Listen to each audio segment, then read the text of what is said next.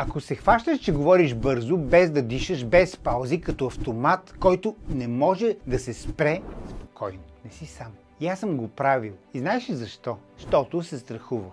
Когато говорим на бързи обороти, това е като да бягаме, но не с краката, а с ума. Бягаме от тишината, от това някой да ни гледа, от себе си. Защото в тишината ставаме видими. И там вече не можеш да се скриеш. Колкото по-бързо говориш, толкова по-зле става. Губиш въздух, губиш мисълта си и най-гадното, губиш хората от среща. Защото те спират да те слушат.